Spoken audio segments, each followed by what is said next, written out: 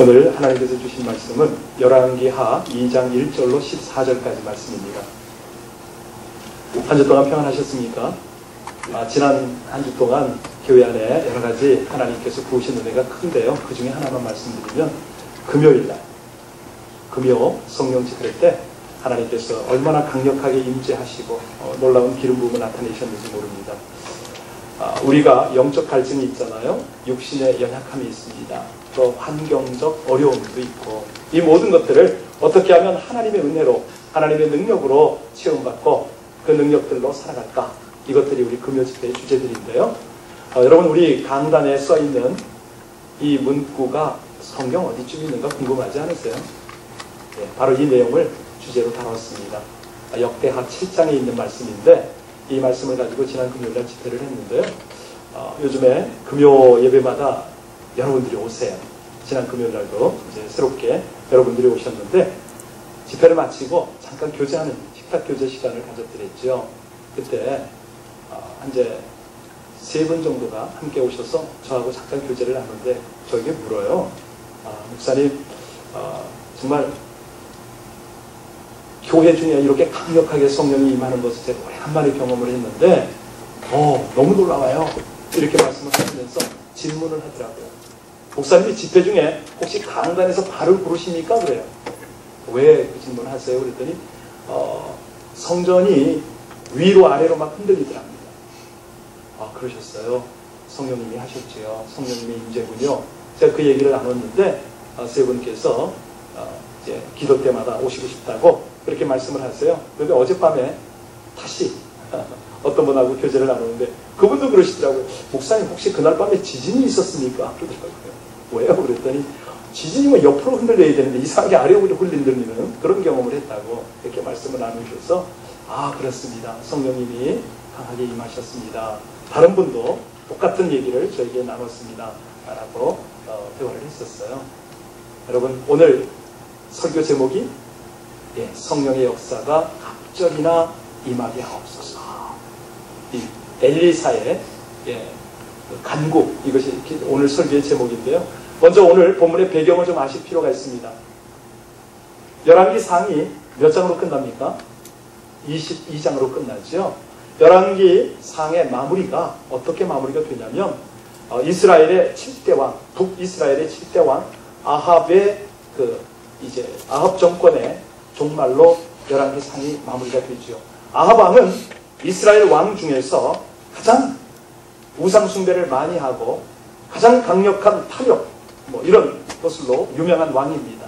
그는 바알을 숭배하는 이사벨하고 결혼했죠. 이세벨하고 결혼을 해가지고 이세벨이 들어와서 그 아내의 영향을 받은 그 결과가 이스라엘을 온통 바알 숭배를 하는 우상 국가로 이끌어갑니다. 이 때문에 그 백성들이 약 3년 동안 가뭄을 경험하죠. 기근을 만납니다. 하나님께서는 이 백성들의 탄식을 불쌍히 여기시고 엘리야를 보내죠. 엘리야가 이 바알을 숭배하는 선지자 400, 아세라의 신을 섬기는, 그러니까 450, 400명, 도합 850대 1로 영적 대결을 벌여서 그들을 물리치고 마침내 하나님의 회복을, 하나님의 치유를 그 땅에 나타냅니다. 그런데 이 강력한 하나님의 능력을 경험함에도 불구하고 아합 왕은 끝까지 엘리야를 죽이려고 그러죠. 그러다가 그는 마침내 죽고 그 다음 세대, 바로 아하시아 왕이, 그의 아들 아하시아 왕이 이제 열왕기 하를 열어가는 이스라엘 왕으로 등장을 합니다. 그런데 이 아하시아가요, 똑같이 부모의 영향을 받아서 우상을 섬기죠. 그 결과가 뭐였습니까? 침상에 자다 떨어졌는데 큰 병이 걸려서 일어나질 못해요. 그리고 이 병이 낫겠느냐고 또 다른 이방신에게 물으러 자기의 부하들을 보냅니다. 그 길에 하나님이 막아요. 엘리야를 보내죠. 아니, 이스라엘에 신이 없어서 네가 그 이방신에게 그걸 물으러 가느냐? 아니다. 그럼에도 불구하고 또 이 아하시아도 하나님의 말씀을 거역할 뿐만 아니라 엘리야를 죽이려고 합니다. 이것이 1장의 마무리. 아하시아는 죽고 이제 아하시아는 아들이 없었어요.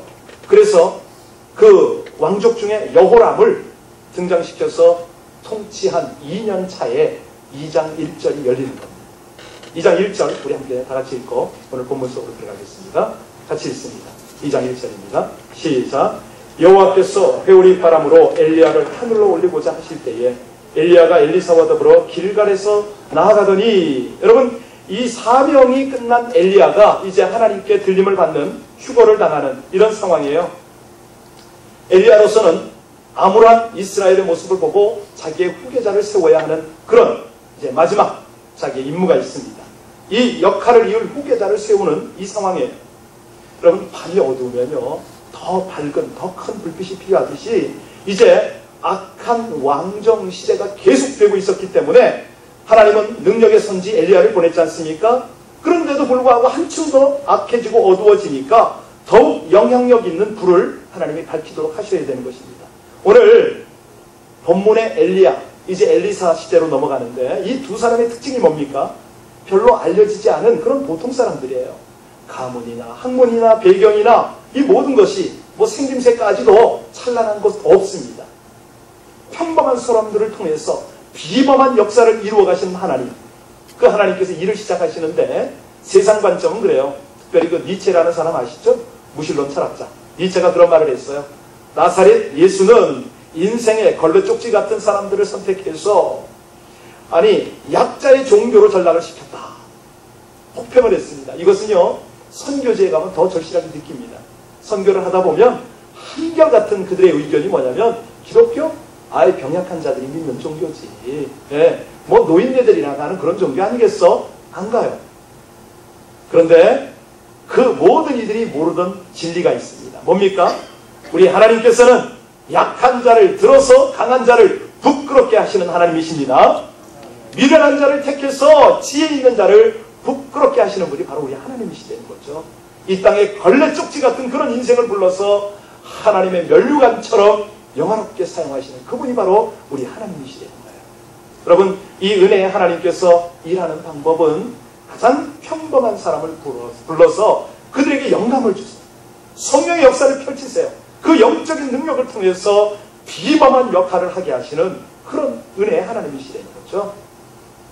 오늘 주인공인 엘리사, 그가 뭐 하던 사람이었습니까? 농부였어요. 엘리야가 처음 엘리사를 만날 때 그는 소로 밭을 갈고 있었던 그 상황에서 엘리사를 만났죠. 자, 엘리야가 도전합니다. 엘리사요, 그대는 이 어두운 시대를 밝히는 하나님의 밝은 빛의 역할을 좀 할 수 없겠느냐? 하나님의 사명 감당을 위해서 나서지 않겠느냐? 그렇게 불렀고 엘리사는 예스! 하고 따라 나섰습니다. 여러분, 엘리야가 따라 나설 때 그가 어떤 행동을 했는지 혹시 아세요? 그가 밭 갈던 쟁기를 부숩니다. 쪼갭니다. 왜? 장작불로 쓰려고. 뭐 하는데 장작으로 썼습니까? 자기가 농사짓던 소를 잡아요. 그 소를 잡아서 동네 사람들을 다 불러서 먹입니다. 그리고 부모에게 큰 절을 하고 떠납니다. 이것이 하나님의 부름을 받았던 엘리사의 결단이었어요. 헌신이었어요. 여러분, 이 성경에서 하나님께 쓰임받은 사람들의 공통점이 뭘까요? 하나님이 부르시면 주저없이 순종하는 거예요. 그런데 그 순종, 그 결단이 분명합니다. 이제까지 살던 본토 친척 아비집을 떠난 누구요? 아브라함. 예, 정말 엘리사처럼 새로운 세계를 향해서 하나님의 부르심을 향해서 당당하게 달려나가는 용기 있는 사람들의 모습이죠. 여러분, 결정적인 순간에요, 절대 그 기회를 놓치지 않습니다. 아브라함 그랬고, 베드로가 그랬고, 12제자가 그랬고, 오늘 본문의 엘리사도 그랬어요. 그러니까 하나님은 그들에게 강력한 영감을 주시고 성령의 역사를 나타내실 수밖에 없는 거예요. 오늘 설교의 핵심이 9절에 있는데요, 우리 9절 말씀 한 번 더 읽고 오늘 본문 속으로 더 깊이 들어가겠습니다. 우리 9절 다 같이 봉독합니다. 시작. 엘리사가 엘리사에게 이르되, 나를 내게서 데려감을 당하기 전에 내가 내게 어떻게 할지를 구하라. 엘리사가 이르되, 당신의 성령이 역사하시는 역사가 갑절이나 내게 있게 하소서 하는지라. 예, 자, 이것을 우리 개역 성경에는 영감 이렇게 표현을 했죠. 그죠? 예, 영감. 영감은 어떤 의미일까요? 오늘 본문에서 엘리사가 분명히 정리를 잘 했는데, 그런데 우리로서는 한 몇 가지를 알아야 됩니다. 한 세 가지 정도로 우리가 정리를 하고 넘어갈 필요가 있는데요. 첫 번째 영감이란 뭐냐면 하나님의 영적인 감각을 말합니다. 뭐라고요? 예, 하나님의 영적 감각이 있으면 하나님을 예배드리더라도 온 몸과 입술로 찬양을 드려요. 그렇게 예배를 드려요. 뜨거움이 있어요. 눈물이 있어요. 감격이 있습니다. 감사가 넘치는 진정한 그런 예배를 드리게 되는 것이 바로 영감의 예배다. 이렇게 우리가 얘기할 수가 있겠죠. 또 하나는 영적인 힘을 의미합니다. 뭐라고요? 그렇죠. 영감이란 영적인 힘을 말합니다. 우리의 하나님의 영이 우리 마음을 감동시킬 때 바로 그때 하나님의 능력이 우리 속에서 나타나기 시작하는 거죠. 평안이 있습니다. 정말 기도하면 상대들이 그걸 느낍니다. 영혼의 전율이 와요. 감당할 수 없는 힘들이 막 느껴집니다. 자, 영감이란 뭐냐? 세 번째는요, 하나님의 영적 지혜를 의미합니다. 뭐라고요? 하나님의, 그렇지요, 영적인 지혜입니다. 우리가 어떤 상황, 어떤 대화 중에 하나님의 뜻을 바르게 분별하는 거예요. 그리고 바로 그 하나님의 뜻을 바르게 전하는 겁니다. 오늘 본문에서 성령의 역사, 다시 말하면 갑절의 영감을 구한 엘리사는 이 스승 엘리야의 영감을 본 거예요. 그 영적 능력을 본 거예요. 여러분, 이 엘리야의 영적 능력이 어느 정도였습니까? 여기 한마디로 뭐라고 이 성경을 정리했습니까? 12장 한번 볼까요? 12장 함께 볼까요? 시작. 엘리사가 보고 소리 지르되 내 아버지여 내 아버지여 이스라엘의 병거와 그 마병이여 하더니 다시 보이지 아니하는지라. 이에 엘리사가 자기의 옷을 잡아 둘로 찢고, 엘리사가 뭐라고 소리 질렀죠? 내 아버지여 내 아버지여 이스라엘의 병거와 그 마병이여. 이스라엘의 병거와 마병이여 무슨 뜻입니까? 엘리야 한 사람의 능력이 한 나라의 군사력이었다 이 말 아닙니까? 예. 이스라엘 국가의 전차 군단보다 전차를 모으는 군병들 모두를 합친 숫자보다도 강력했다 이 말입니다. 이 표현입니다. 이스라엘의 국방력이었다는 거죠. 엘리야가 기도하면 나라의 역사가 바뀌었다는 거예요. 엘리야가 기도하면 쳐들어오던 적국이 초토화가 됐다는 것이죠. 이 표현을 그렇게 합니다. 여러분, 엘리야뿐이었나요? 아니죠. 사무엘을 그랬습니다. 사무엘이 살아있는 동안에 주변 국가들이 이스라엘을 침공하면 여지없이 그의 기도가, 그의 영감이, 영적 능력이 그 모든 국가들을 초토화시켰어요. 여러분, 엘리야로 인해서 지금 주변 국가들이 그 나라를 함부로 하지 못했다. 우리가 이걸 보고 있는데 이것은 그때만 아닙니다. 영국의 여왕이 그런 고백을 했죠. 나는 스코틀랜드의 존 락스의 기도보다 더 무서운 것 없다. 이렇게 고백을 했어요. 왜? 위대한 기도의 사람은요, 나라보다, 군대보다, 여왕보다, 대통령보다 더 무섭다는 거예요. 왜? 기도 속에 영적인 능력이 있기 때문에, 영감이 있기 때문에. 그것이 더 강화되는 거예요. 여러분, 우리 교회도, 우리 예배드리는 여러분에게도 이런 존 락스나 엘리야 같은, 엘리사 같은 그런 영감들이 필요한 줄로 믿습니다. 왜냐하면 미국의 군사력보다 더 강력한 영성을 가진 하나님의 사람이 필요해요. 저 북한의 핵보다도 더 강력한 능력을 가진 그런 기도의 사람이 필요한 거예요. 그가 기도하면, 아니 우리가 기도하면 문제가 해결되고 암병이 낫고 귀신이 쫓겨가고 운명이 바뀌는 그런 능력의 기도가 있어야 할 줄로 믿습니다. 예, 9절에 엘리야가 그걸 묻잖아요. 엘리사, 그대는 무엇을 구하는가? 이렇게 물으니까 엘리사가 그런 대답을 해.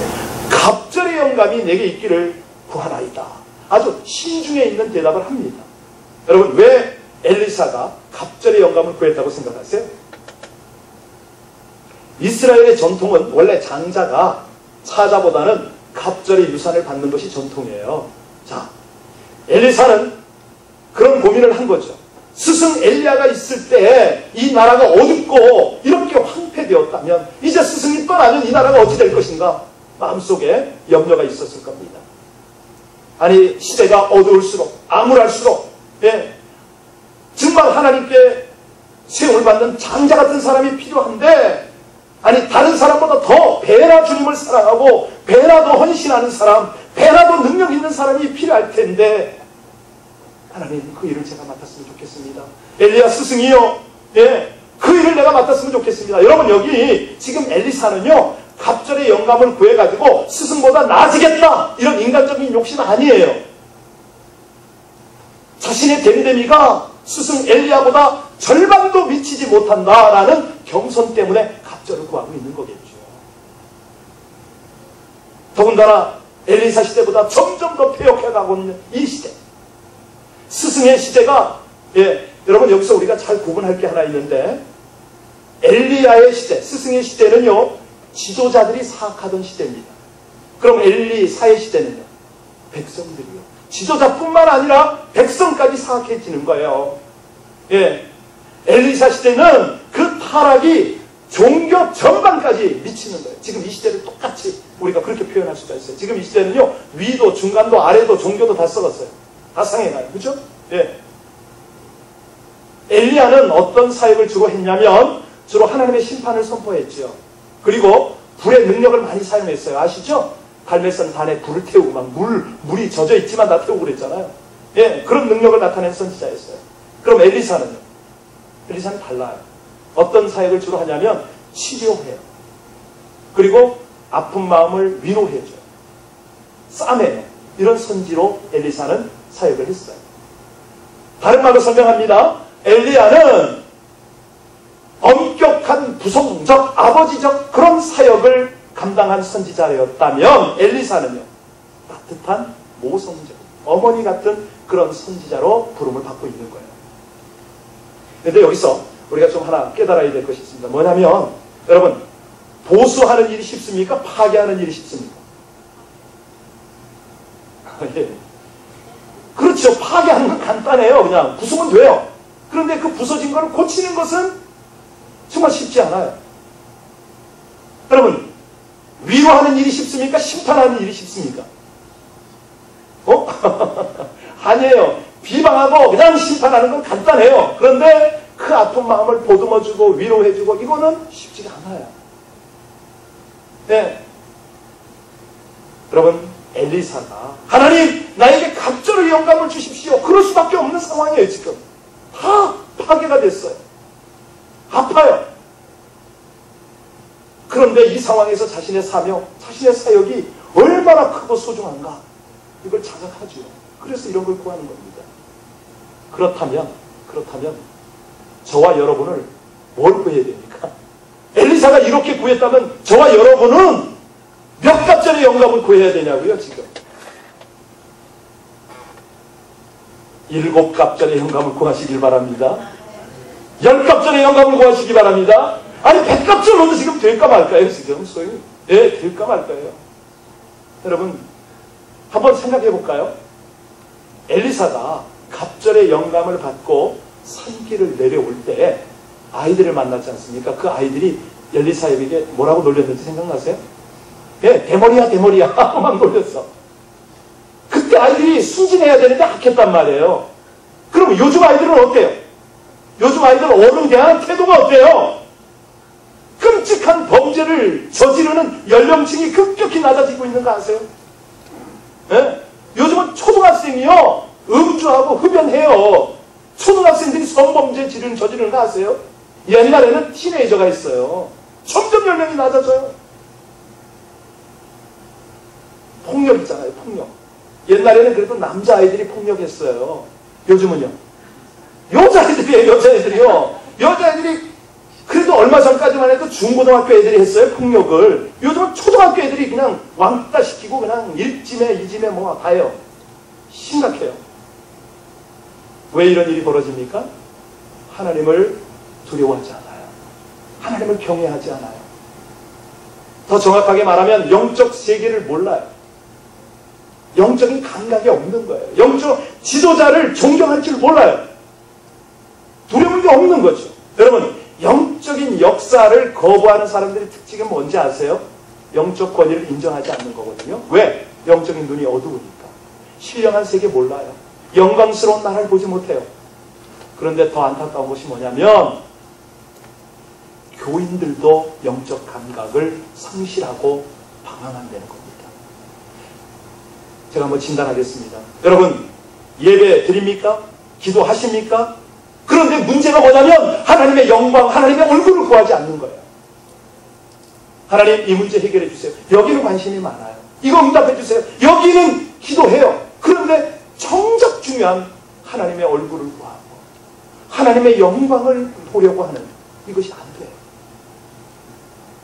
철저히 자기 욕망에 집중되어 있고요. 자기 욕심의 시선을 집중하고 있는 거예요. 더 아프게 말씀드릴까요? 온갖 정욕을 따라 사니까, 아니 신앙생활 하는 사람이 온갖 음란한 짓은 다 하고 못된 도박 다 하고 다니니까 결국은 양심의 가책을 느끼지 못해요. 신앙생활이 생활이 아닌 거죠. 결국 이성과 지성은 시대를 따라 발달하는지 모르지만 영성은 완전히 무디어져 가는 것입니다. 여러분, 우리가 영감에 관심을 갖지 않고 영감을 구하지 않으면 성도도 이렇게 망가집니다. 성직자도 소용없어요. 목사 소용없어요. 세속화 되는 건 마찬가지 현실입니다. 자, 이 영적인 신령한 세계를 알지 못하니까 지금은 제일 안타까운 것이 뭐냐면, 목사 볼 때요, 정말 안타까운 것이 뭐냐면 내가 구원받았다는 사실에 대한 감격이 없어요. 어떤 이 감동이 없어요. 감사가 없어요. 감격이 없어요. 내가 구원받은 게 얼마나 귀한지 가치를 몰라요. 그러다 보니까 내 이웃, 내 가족, 내 이 구원받지 못한 주변 사람을 보더라도 안타까움이 전혀 없는 거예요. 도대체가 감각이 없어요. 그냥 세상 사람 사는 거예요. 왜? 나의 관심이 세상에 집중되어 있기 때문이죠. 세상 것 얻으면 행복해진다고 기뻐해요. 세상 것 조금 잃어버리면 마치 쓰러지고 무너져서 아무것도 못하는 무력한 그런 신앙인의 모습이 우리의 모습이라는 거죠. 여러분, 영성이 죽어 있으면 말씀은 있을지 모르지만 신령함은 없습니다. 능력은 없어요. 그냥 교회 다니는 사람일 뿐이지 그에게서 영적인 감화력도 없고요. 그렇게 흔하던 귀신이 떠나가고 병이 고쳐지고 그런 하나님의 능력, 그 아픔들이 위로받고 싸매지는 이런 것들이 없어요. 그러니까 이런 영감 없는 그리스도인들이 많으면 세상이 절대 바뀌어지지가 않죠. 어쩌면 좋겠습니까? 우리가 지금 영적 초비상 상황에 살아가고 있는데요. 그러니까 교회 성장이 중단이 됐어요. 복음을 전파해야 되는데 복음을 전하면 이게 부메랑이 돼서 나에게 다시 돌아와 버립니다. 정말 염려되는 건 이러다가 행여 하나님의 촛대로 옮기면 어떡할까? 긴장되고 두려움이 있는 거죠. 여러분, 우리가 기도할 때마다 몸부림치며 기도할 것이 있습니다. 하나님, 저에게 영감을 갑절이나 주옵소서. 우리 교회에 갑절의 영감을 주옵소서. 우리가 드리는 예배에 갑절의 영감을 주옵소서. 성령을 우리에게서 거두지 마시옵소서. 젊은이들이 길을 알지 못하고 헤매고 있습니다. 시대는 날로 악해져 가고 있고 어두워져 가고 있습니다. 성직자들은 신령함을 잃어버렸습니다. 복음에는 영감과 능력이 없습니다. 하나님의 영감이 그것 때보다 어느 때보다도 갑절이나 필요합니다. 이 시대 위정자들에게, 학교 교사에게, 아니 정말 정치 지도자들과 모든 사람들에게, 공무원들에게, 경제인들에게 이 영감이 갑절로 필요합니다. 기도하시는 저와 여러분들 되시길 바랍니다. 실감이 안 나시기에 그러면 예화를 하나 들어드려야죠. 어느 리타이어 하신 분이요, 직장에서 은퇴한 다음에 대학원에 다니기 시작했습니다. 처음 나간 곳은요, 명문 하버드 대학원을 갔어요. 하버드를 수료하고 동경대학원에 가고 그리고 방콕 대학원까지 마쳤다고 그럽니다. 여러분 아세요? 이름이 그럴싸한데 이게 다 한국에 있는 거거든요. 하버드 대학원은요, 하는 일도 없이 바쁘게 드나드는 것 하버드예요. 동경대학원은요, 동네에 있는 경로당이 동경대학원이고요. 이제 조금 더 심해집니다. 방콕 아시는 대로예요. 뭐죠? 다 아시네요. 근데 그래도요, 그 사이에 학위를 이제 좀 이렇게 학위라고 할까 감투라고 할까 뭐 이런 것 몇 개 얻었어요. 처음에 얻은 건 뭐냐면요, 화백이에요. 두 번째 얻은 것은 장로고요. 세 번째는 목사. 화백 아시죠? 화려한 백수. 장로 아세요? 예, 장기적으로 노는 분. 근데 장로로 얼마 있으니까 목사를 시키는 거예요. 목사가 되라는 거예요. 뭐죠? 목적 없이 사는 사람. 세상이 이렇다니까요, 지금. 예. 그래서, 이건 기독교 감투 가지고 도저히 안 되겠다. 불교도 한번 섭렵을 하자. 해가지고 불교의 감투를 하나 썼는데 그게 뭐냐면요. 지공선사예요. 눈치채셨군요. 지하철을 공짜로 타고 다니면서 참선하듯이 지공선사. 설교 내용을 잊어버리면 안 되는데 지금 이건 우리가 본질이 아니에요. 자칫하면 이런 인생을 살 수 있다. 예화를 들어드렸는데요. 여러분, 이 갑절의 영감을 통해서 우리가 어떤 축복을 누릴 수 있나요? 우리가 몸부림치고 뜨겁게 기도해서 영감을 받아야 하는 이유가 뭡니까? 아니, 엘리사 때와 지금 우리가 비교가 되나요? 세상이 얼마나 갑절로 악해졌어요. 아니, 사단이 지금 자기의 마지막 때인 걸 알고 얼마나 더 몸부림하고 삼킬 자를 찾습니까? 여러분, 주님 오실 날 힘이 가깝기 때문에요. 복음 전파는 더더욱 어려워졌어요. 그런데 쥐가 빠릅니까? 고양이가 빠릅니까? 예, 쥐는요, 고양이보다 엄청 배나 빠르다고 그러죠. 그런데 고양이가 나타나기만 하면 쥐는 그 눈빛 보고 꼼짝을 못해. 예. 왜? 고양이에게는 쥐를 두렵게 하는 능력이 있기 때문에. 여러분, 우리가요, 이 세상 사단 앞에 있지만 이 정도 눈빛은 있어야 되지 않겠어요? 예? 사단을 꼼짝 못하게 하는 성령의 눈빛을 가지시기를 주의 이름으로 축원드립니다. 예, 세상 마귀가 꼼짝 못하게 만드는 그리스도의 인내, 신성한 눈빛이 바로 이 성령이에요. 영감이에요. 예. 우리 하나님은요, 입 벌린 사단의 입을 봉쇄할 수 있는 그런 권세와 영감을 주세요. 예. 하나님이 주신 영감 때문에 이 사단의 견고한 진을 파하고, 예. 갑절의 영감만 가지면 곳곳에 흐르고 있는 이 저주를 물리치는 거죠. 세상을 축복하도록 하는 거죠. 예.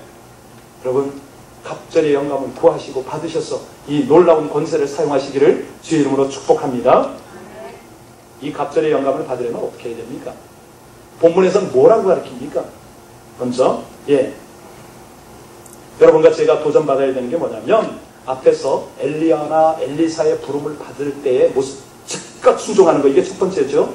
근데 이제 본문 속에는 어떤 비결을 가르치고 있냐면, 예. 잘 보세요. 지금 엘리야가 엘리사를 네 지역으로 데리고 다닙니다. 근데 데리고 다닐 때마다 뭐라고 표현하냐면 하나님이 나를 그리로 보내서 이렇게 표현을 하고 있잖아요. 첫 번째 간 지역이 어디입니까? 1절에 보면 어디요? 1절에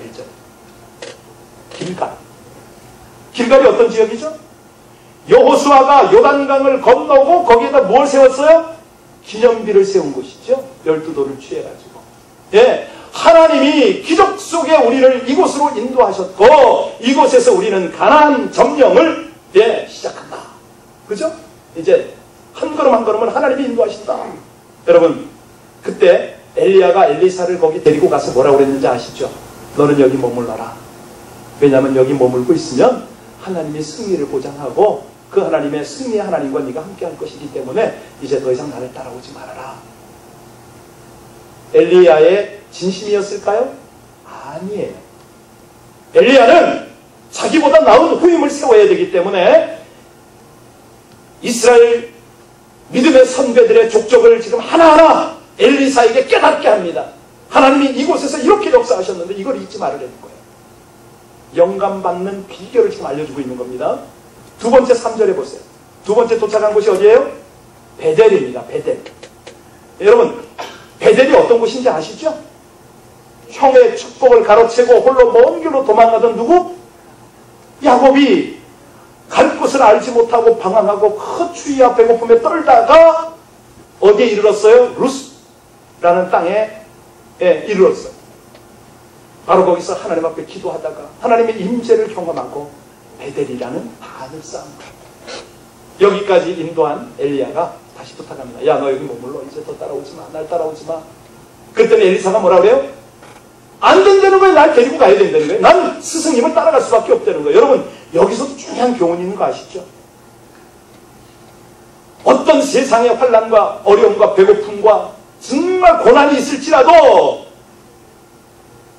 베델에서 만나는 그 하나님을 너도 그렇게 구할 수 있겠느냐?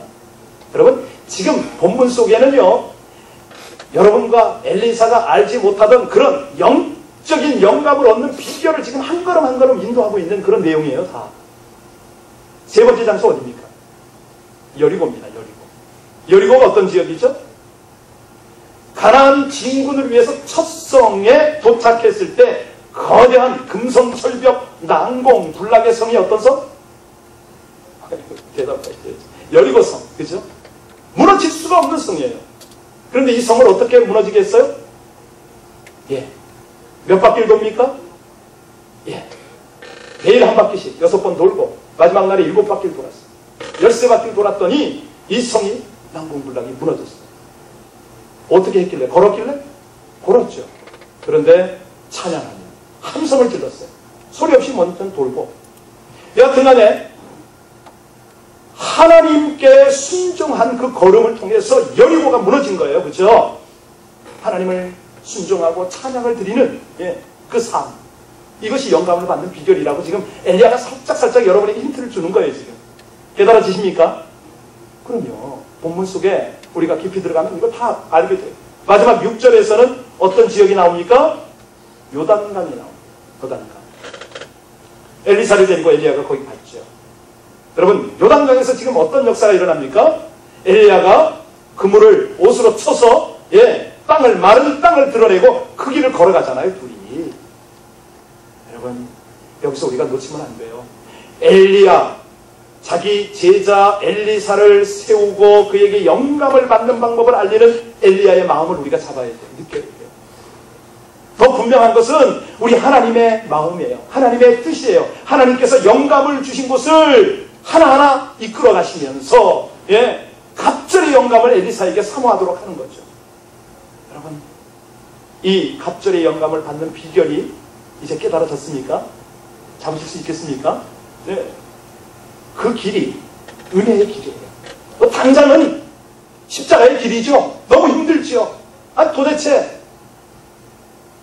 생활에 나갈 렌트비도 없는데 하나님은 계속 하나님께 기도하라는 거예요. 하나님만 믿고 그 길만 따라오라는 거예요. 너무 답답해요. 응답도 안 되는 것 같고 보이지도 않는 것 같잖아요. 그런데 하나님은 그 길로 가라는 거예요. 그것이 너에게 영감을 얻는 길이라는 거죠. 지금. 계속 그 길로 지금 끌어가는 거예요. 여러분, 지금 세상이 너무 악해요. 강팍합니다. 영적인 무관심이 극에 달했어요. 여기 아캄이 아합과 이세벨과 아하시아와 그 왕 시대에 비할 바가 되지 못하는 그런 상황에 지금 이 땅이. 여러분, 우리가요 하나님의 백성으로 이 땅을 정복해야 되는데 열방과 민족에게 복음을 전해야 되는데 전하기는커녕 비틀거리고 신음하고 있어요. 아니, 하나님의 길을 가려고 하는데 왜 이렇게 하나님은 능력도 안 주시고 응답도 안 하시고 왜 그런지 모르겠어요. 지금. 그때 하나님이 원하시는 게 뭐라고요? 순종.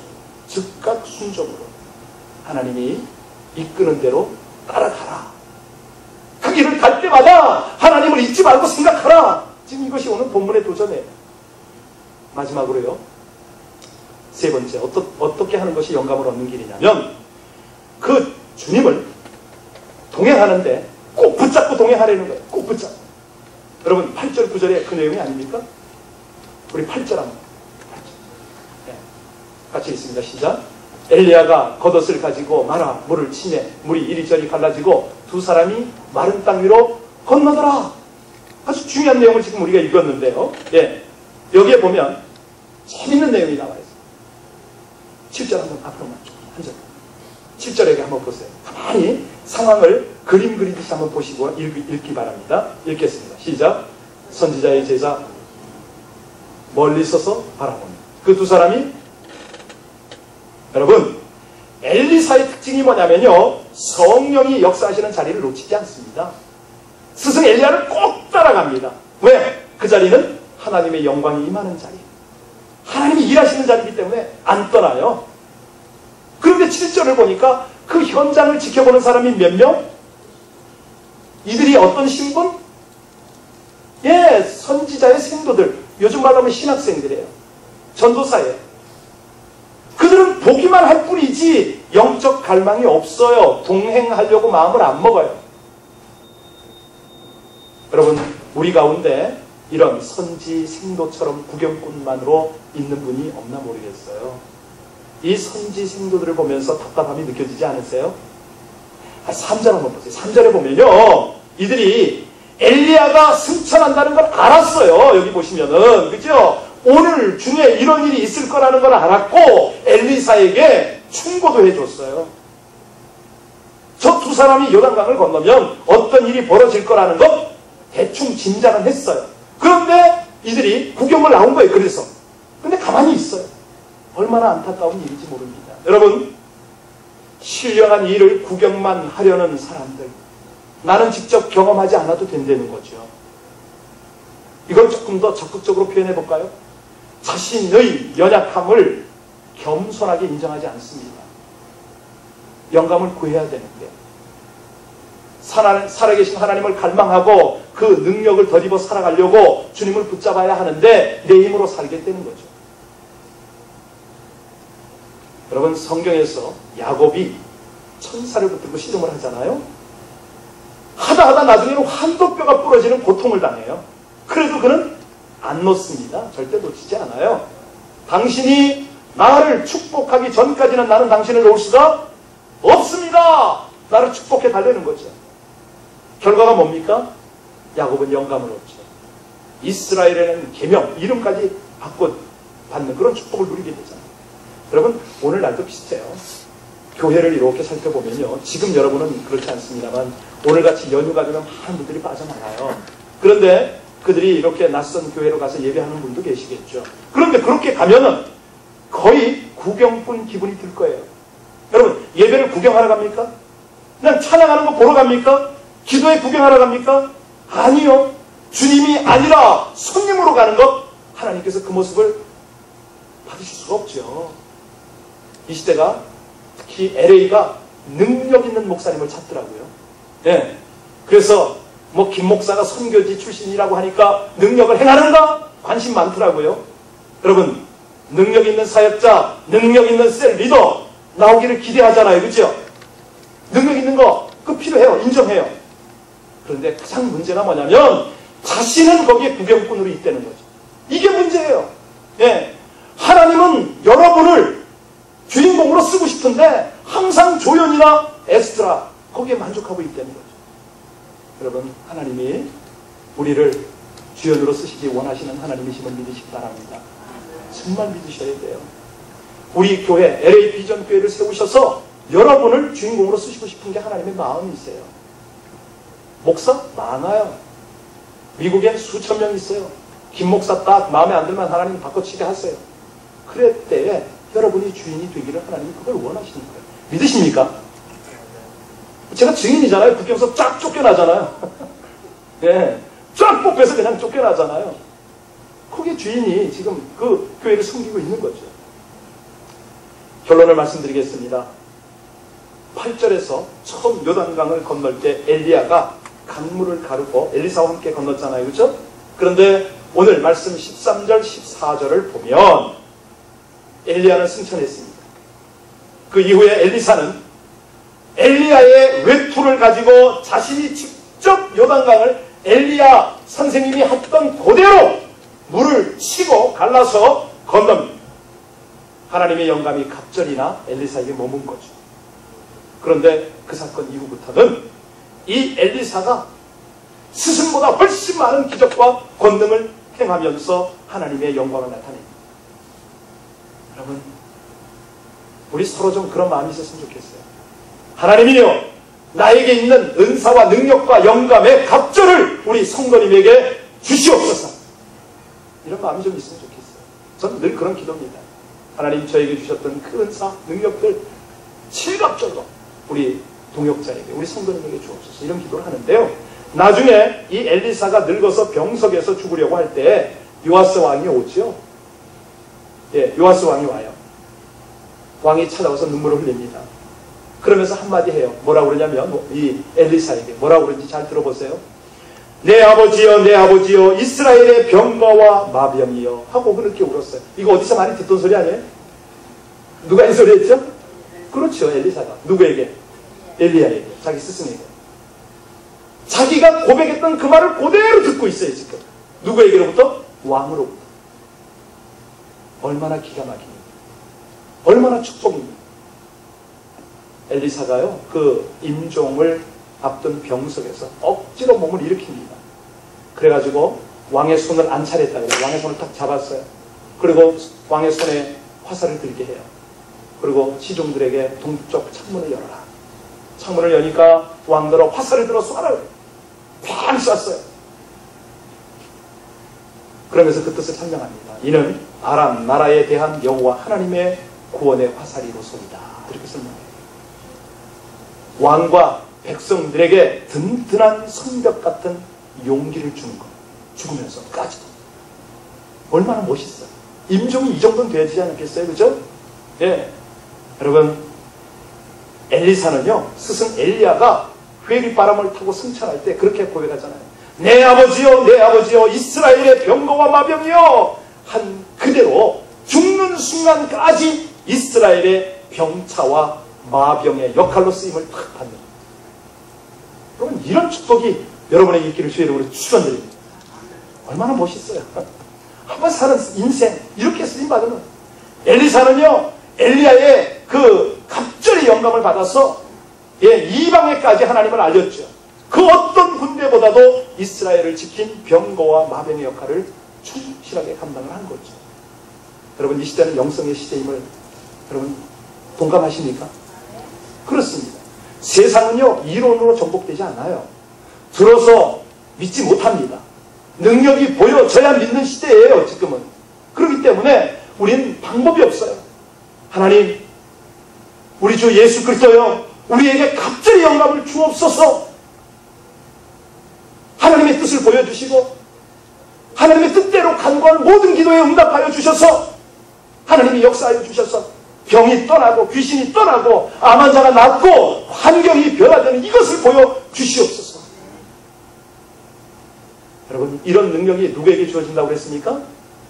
하나님의 부르심에 즉각 순종하는 사람에게 부어진다고 그랬죠? 그리고 하나님께서 이끌어 가시는 모든 삶의 현장을 돌아보면서 하나님의 은혜였습니다. 하나님이 이렇게 역사하셨습니다. 이 고백을 자주 하는 사람에게 이런 능력이 나타난다고 그랬죠? 아니, 베개처럼 가가지고요, 우리 송 집사님처럼 아니 예배 한 번만 집중해서 드려도 은혜가 임하거든요. 영감이 임하거든요. 하물며 삶 속에서 그렇게 하나님을 높이면 하나님이 얼마나 여러분에게 영감을 주시겠어요. 예. 하버드 말고요, 동경대학원 말고 방콕대학원 말고 지금 우리가 지금 이 영감을 받아야 되는데, 예, 구하세요. 구하시면 하나님이 주셔요. 우리 예수님이 약속하셨지 않습니까? 구하는 자에게 좋은 것을 주지 않겠느냐. 그 좋은 것이 뭐죠? 성령입니다. 성령. 영감이에요. 영감을 주시게 돼 있어요. 우리가 이 각박하고 병들고 억눌리고 수혜받은 이 LA 땅에서 죽어가는 영혼들을 살리기 위해서 갑절의 영감을 구하는데 왜 하나님이 좋은 것을 주시지 않겠습니까? 여러분, 믿음의 눈으로 보세요. 김 목사가 지칠 것 같습니까? 절대 그렇지 않습니다. 이제 우리 교회는 점점 더 어려운 이들을 섬길 겁니다. 그럴 때 하나님께서 이 자리를 차고 넘치게 하실 거예요. 기가 막힌 하나님의 반전이 일어날 거예요. 보세요. 하나님이 어떻게 일하시는지. 지금 여러분은 일당백이거든요. 근데 이제 실제로 하나님께서 이 빈자리에 하나님의 사람들을 정말 영감을 구하는 그런 백성들을 가득가득 채우실 것입니다. 예, 그 일을 이루실 텐데 우리가 그 일이 이루어질 때까지 예, 이 시대 엘리사로 우리를 부르신 하나님 앞에 하나님, 하나님의 뜻을 알고 하나님의 능력을 행하게 하여 주옵소서. 영감 넘치는 능력 있는 신앙생활을 하나님 허락하여 주옵소서. 그 일을 위하여 하나님 부르실 때마다 제가 즉각 순종하게 하시고 늘 하나님의 은혜 속에 거하게 하여 주옵소서. 어떤 어려운, 어떤 힘든 일을 만나도 하나님의 은혜를 묵상하고 하나님이 기뻐하시는 뜻을 찾는, 그래서 하나님의 영광의 영감으로 살아가는 우리들 되게 하여 주옵소서. 이 시간에 함께 다 같이 오늘 말씀을 생각하면서 함께 기도합니다.